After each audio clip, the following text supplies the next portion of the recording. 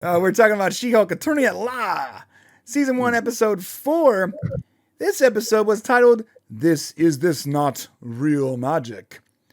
Shane, this is a very interesting episode because you actually actively disliked it from what you told me earlier. Yeah. And for the first time, I actively liked it. Interesting. I don't know what to tell you. I thought it was really funny. I thought that, I gotta look up a character, but the character that played like the sort of ditzy party chick was hilarious, perfectly. Well, I didn't like her at the beginning. I liked her at the very end. I did not like the drunk girl idiot in the beginning. When I didn't like her in the actual magic studio, right? But as it went on, I fell in love with her. I love that character. I only liked her at the very last scene. That's when I liked her, because I realized that it's not. That's who she is all the way. Yeah, I thought it was just a drunk girl. Yeah, not all the way, all the time.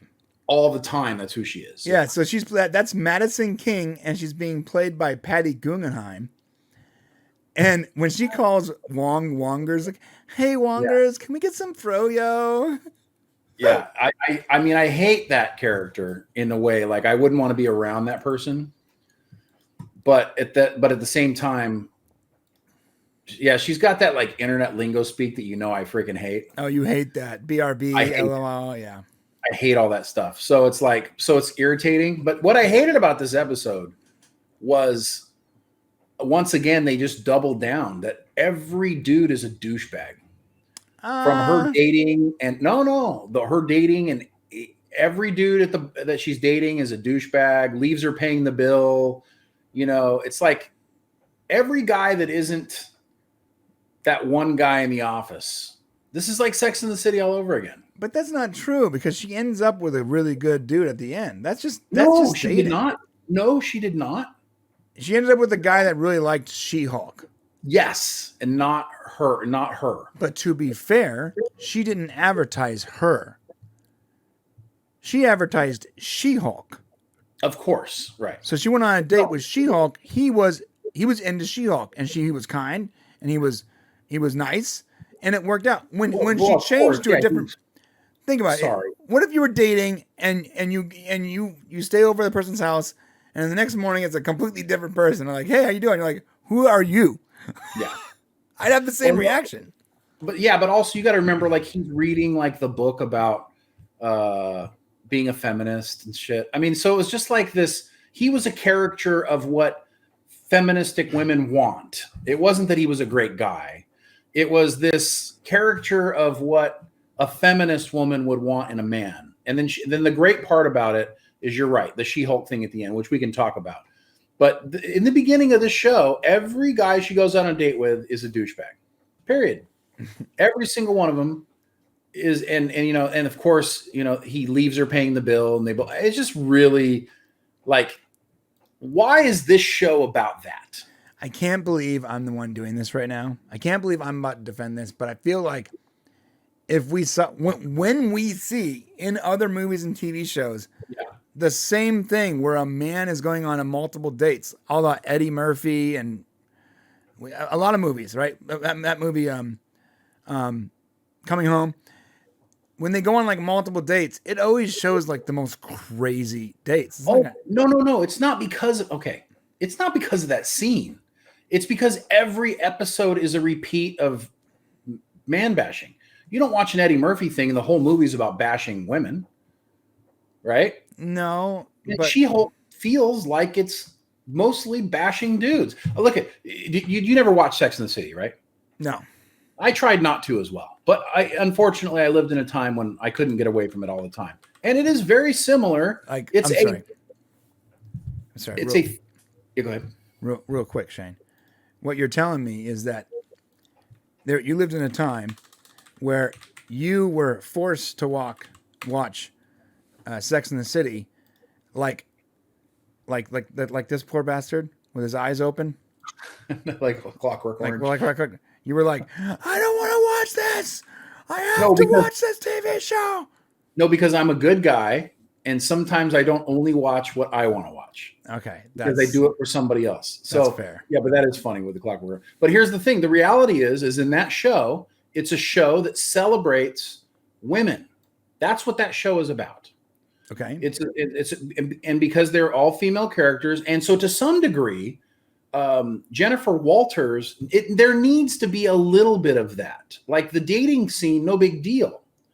But if every episode they go out of their way to just show how douchebaggery men are, then it becomes more of a woman celebrated show. Does that make sense? It makes sense, but comic book heroes and comic books have mostly dudes watching them. You can tell me whatever you want that they want a female audience, and hey, to you comic book gals out there, awesome. But there is no way that you're the majority of people. Yeah, so, and you're right, but people watching. I don't know if I got it I don't know if I got all of that from this episode. I think if you have to distill all the episodes together. Yeah, you have to put them all together. I'm on a journey here, and this is just another episode that feels like it's a women living in a man's world that and listen, it's okay to some degree. It's just that the political times that we're in right now, you should probably try to create content that is like a little more balanced, I think. I mean, Jennifer Walters can still be this troubled character, but does every guy have to be a piece of garbage? I don't know, but I really liked this magician. And isn't this the guy also from Donnie Blaze, played by Reese Coro, and he is the same actor, I believe, from Entourage, where he plays like the douchebag director. Yeah. So he's perfect for this role. My God. Like Entourage would be considered like a dude's version of that. Oh yeah. Entourage was super dude stuff. Yeah. But so that's why that show was made for that. And to be fair, Sex and the City was made for its primary people. So what is She-Hulk made for? I mean, I think She-Hulk is made. I think what they wanted to be made for the general audience, but they're leaning toward. No, they don't.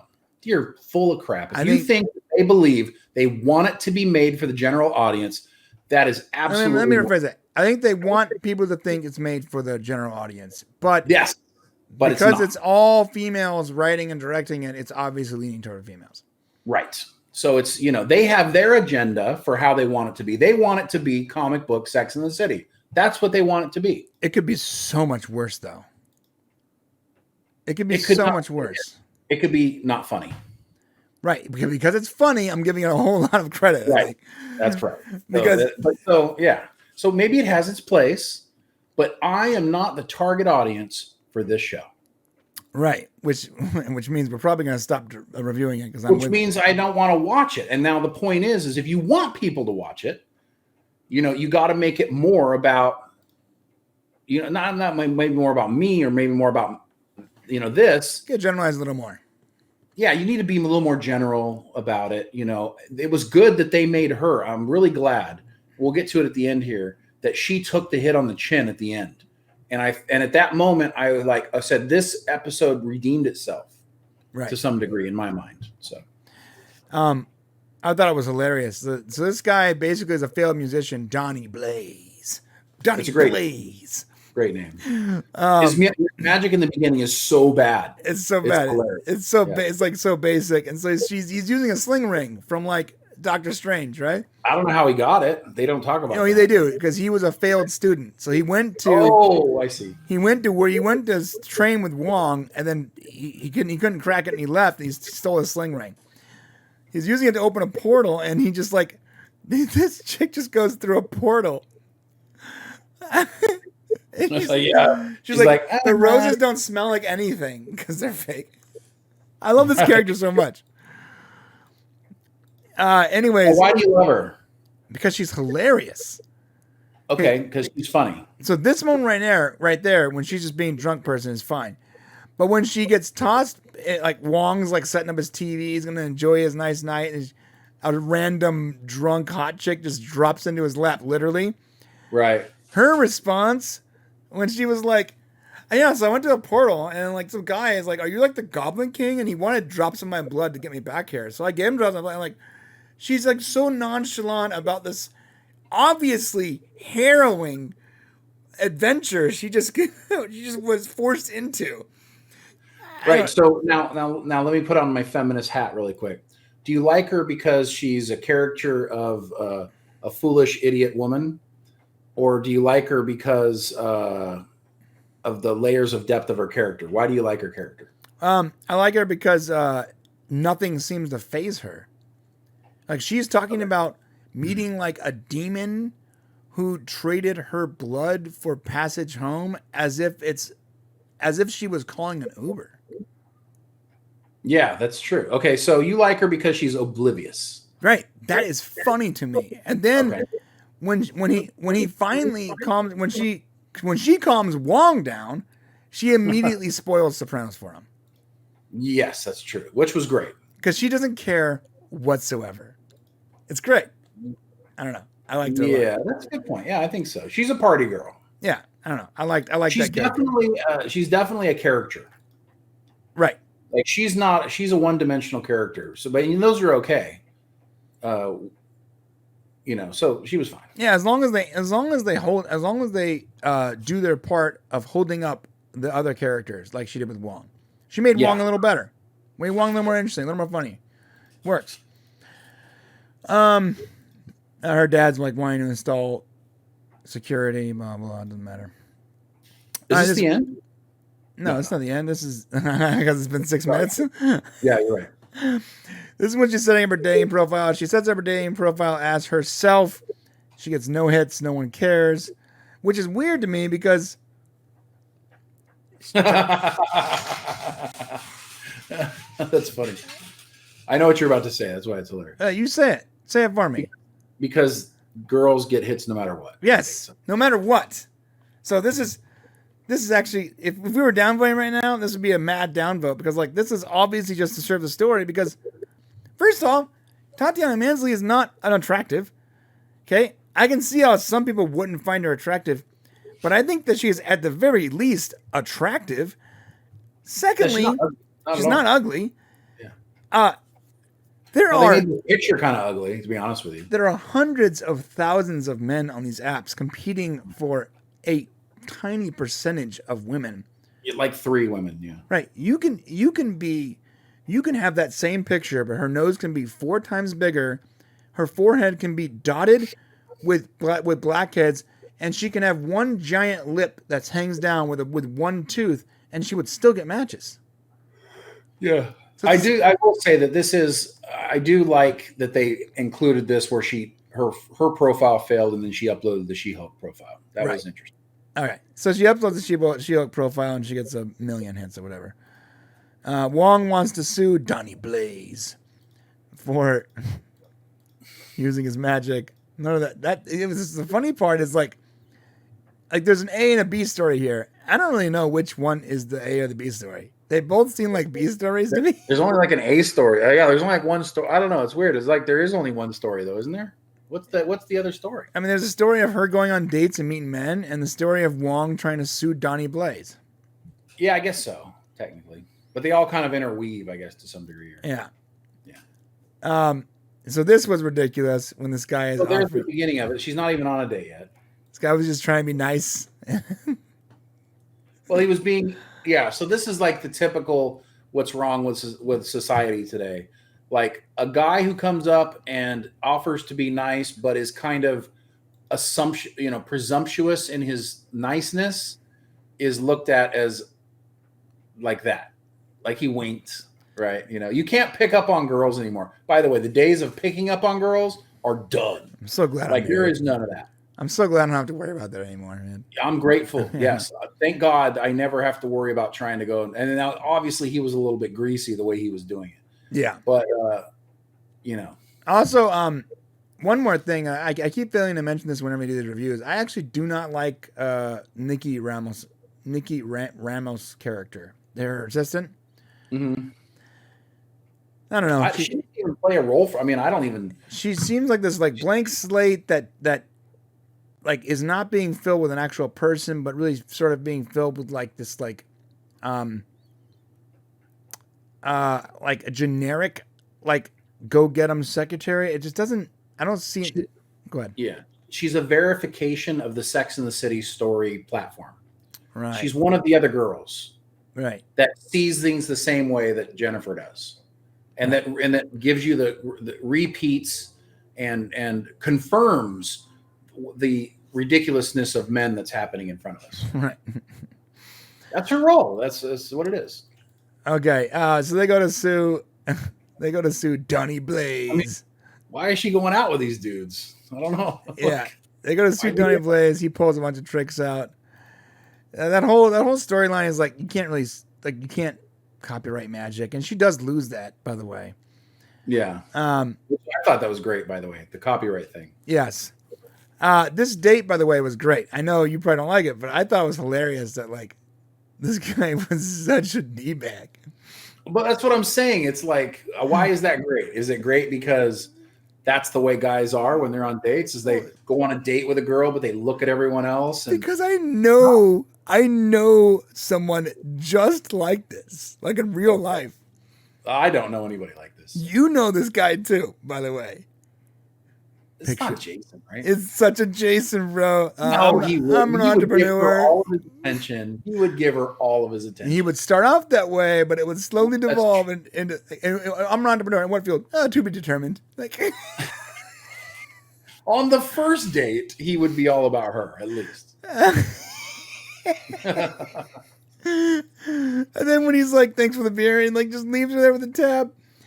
Well, they have this whole buildup of like who's going to pay for it, right. And then of course he bails out. Which okay, listen, I get it. I'm not saying you can't do this stuff and that it's not entertaining to some degree. I'm just saying like it's not going to hold my interest long if they keep, if it keeps being about this. So I thought it was funny too. He picked up the phone and goes, "All right, I got a split." He goes, "Yeah, hey, this is Ellen."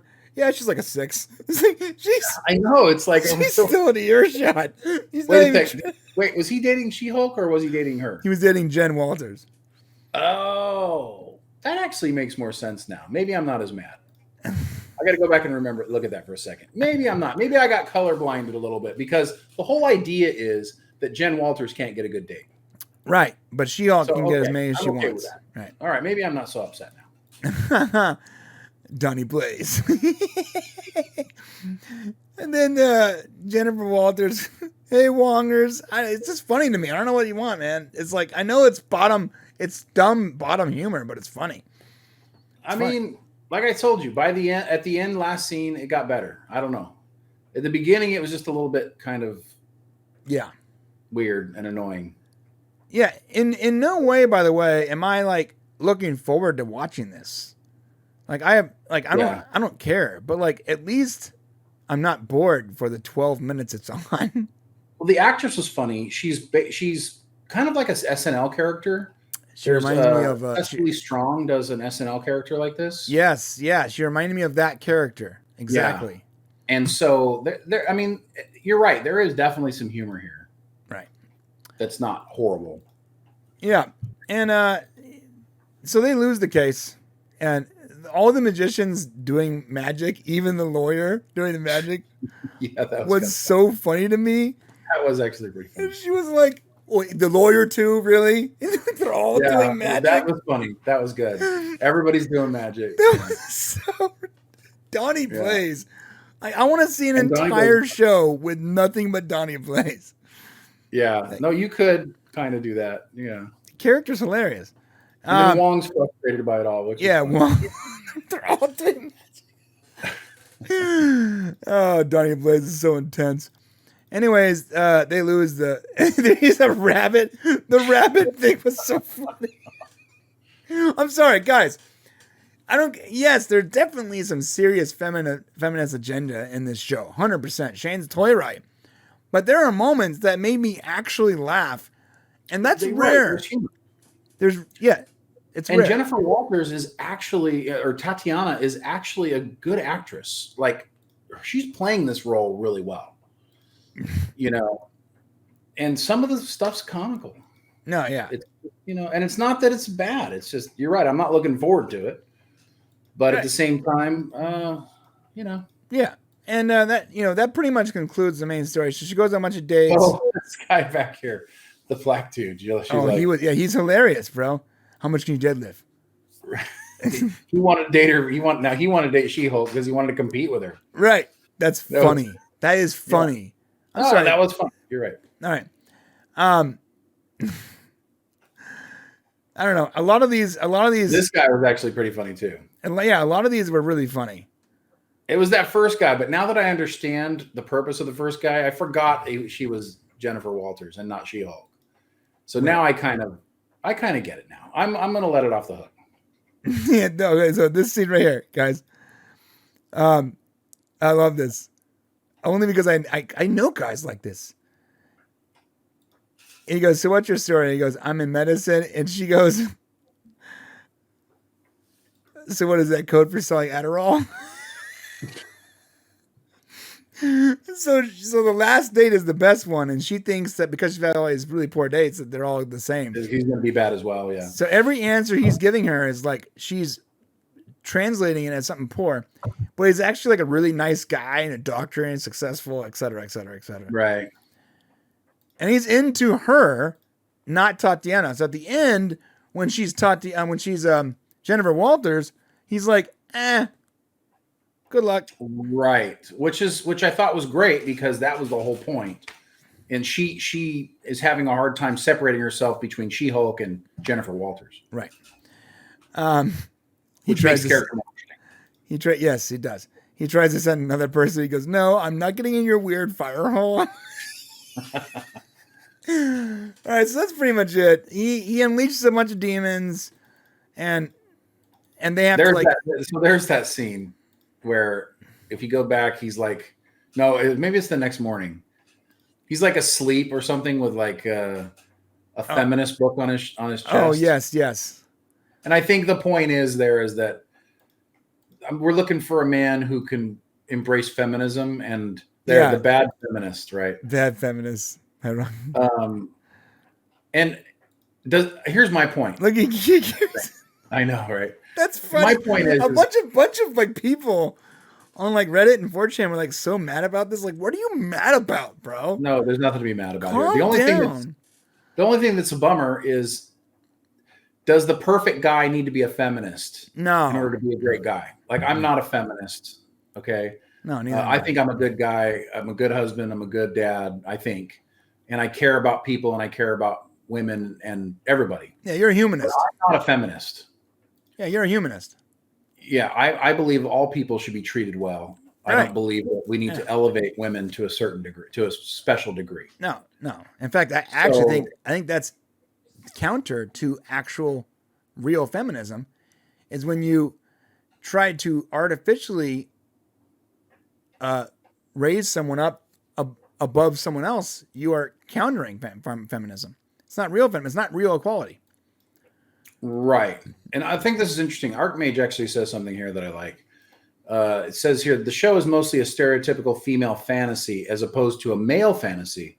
It isn't real. It's through the lens of of girls instead of dudes. Yeah. So, men wrote She-Hulk, right? The comic, as a female character through a men's fantasy, I guess.